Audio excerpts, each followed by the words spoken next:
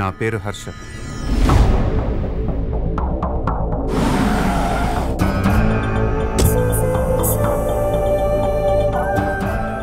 నా దగ్గర లేనిది లేదంటుంటారు, కానీ నాకు కావాల్సింది ఇంకేదో ఉంది. దానికోసం ఎంత దూరమైనా వెళ్ళాలనిపిస్తుంటుంది.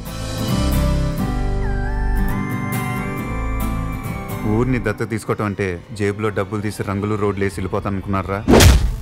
వీడిని వాడిని వాడిని వాడిని వీళ్ళందరినీ, నిన్ను మొత్తాన్ని దత్తత తీసుకున్నా.